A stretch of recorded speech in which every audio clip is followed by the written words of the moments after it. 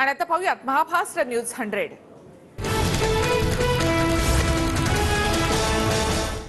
अर्थसंकल्पीय अधिवेशनापर्यंत जुन्या पेन्शनवर निर्णय होणार, कुठल्याही परिस्थितीमध्ये जुन्या पेन्शनवर तोडगा काढणार, अजित पवारांचं आश्वासन।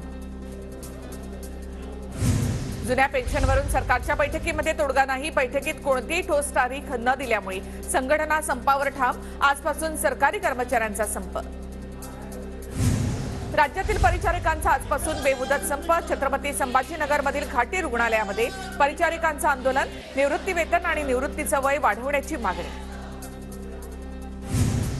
पुण्यामधील ससून रुग्णालयामध्ये परिचारिकांचं आंदोलन सुरू, निवृत्ती वेतन आणि निवृत्तीचं वय वाढवण्याची मागणी। नंदुरबार जिल्हा रुग्णालयातील परिचारक कर्मचारी बेमुदत संपावर, जुनी पेन्शन योजना लागू करण्याची मागणी। पीएचडी करणाऱ्या नीलमला अजितदादांनी मार्गदर्शन करावं, राऊतांचा अजितदादांना टोला, तर राऊतांकडून अजितदादांचा भाजपचे उपमुख्यमंत्री असा उल्लेख। सोम्या गुम्याला उत्तर द्यायला अजित पवार बांधील नाही, संजय राऊतांवर उपमुख्यमंत्री अजित पवारांची टीका, पीएचडीवरील वक्तव्याचा विपर्यास केला गेला, अजित पवारांकडून दिलगिरी व्यक्त। सरकार शैक्षणिक धोरणाच्या विरोधात, अजित पवारांच्या पीएचडी संदर्भातल्या वक्तव्यावर नाना पटोलेंचा आरोप। संसदेमधील घुसखोरी प्रकरणानंतर सुरक्षा यंत्रणा अलर्टवर, संसद परिसरामध्ये हजारो पोलीस तैनात, कर्मचाऱ्यांची चौकशी।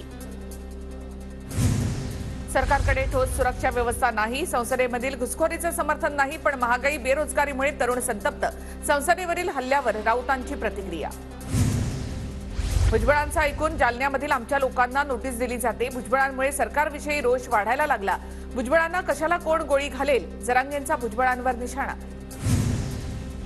छगन भुजबळ स्वतःचं महत्व वाढवण्याचा प्रयत्न करत आहेत, भुजबळांना एकट्यानाच कोण कशाला धमकी देईल, अंबादास दानवेंचा भुजबळांवर निशाणा। भुजबळांना धमकी आली असेल तर सुरक्षेची जबाबदारी सरकारची आहे, उदय सामंतांची प्रतिक्रिया। भाजप सरकार ओबीसी विरोधी, भुजबळांनी याचा पाढावा चलाय, नाना पटोलेंची सरकार आणि भुजबळांवर टीका, सरकार मराठा, धनगर, आदिवासींच्या विरोधात, मग हे सरकार कुणासाठी, पटोलेंचा सवाल। अटक केलेले लोक जरांगेंसोबतचे, बीडमध्ये जाऊन माझ्याच लोकांची घरं जाणे इतका मी अमानुष नाही, मंत्री भुजबळांचं जरांगेंना प्रत्युत्तर, तर जरांगेंची दादागिरी सुरू, भुजबळांचा आरोप। मराठा समाज अशा नेत्यांना दारातही उभं करणार नाही, गर्दीवर स्वार होणारा मी नाही तर तुम्हीच आहात, मनोज जरांगे पाटील यांचं प्रवीण दरेकर यांना उत्तर। 24 डिसेंबरच्या आत मराठा समाजाला आरक्षण द्या, अन्यथा सरकारला भुजबळांच्या गळ्यात हात टाकून हिंडावं लागेल, जरांगेंचा सरकारला इशारा। खोटी कुणबी प्रमाणपत्र देण्याचं काम सुरू, त्यामुळे मूळ ओबीसींवर अन्याय होणार, छगन भुजबळ यांचा आरोप, तर मराठ्यांना वेगळं आरक्षण द्या, भुजबळांची भूमिका।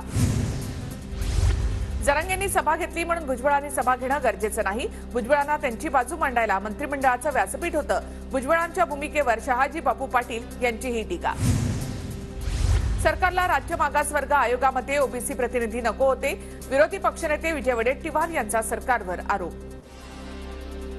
संसदेमध्ये घुसखोरी प्रकरणी चौघांवर यूएपीए अंतर्गत गुन्हा दाखल, 1.5 वर्षांपूर्वी चौघांकडून फेसबुकवर भगतसिंग नावाचा ग्रुप, मणिपूर घटना, शेतकरी आंदोलन, महागाई याबाबत सरकारला इशारा देण्यासाठी कट रचला, सूत्रांची माहिती।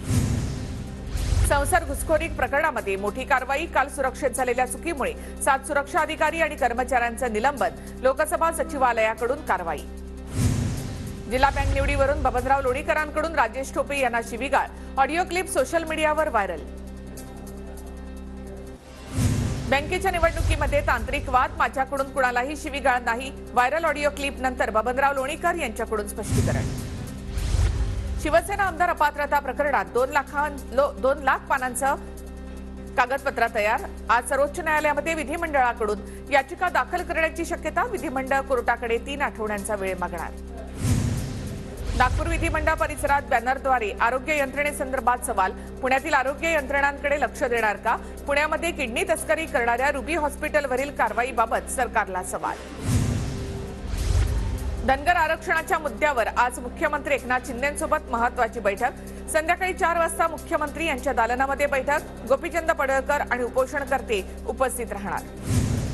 नागपुरात आज महायुतीच्या समन्वय समितीची बैठक, आगामी लोकसभा निवडणुकीबाबत बैठकीमध्ये चर्चा होणार असल्याची माहिती, समन्वय समितीचे प्रमुख नेते बैठकीसाठी उपस्थित राहतील।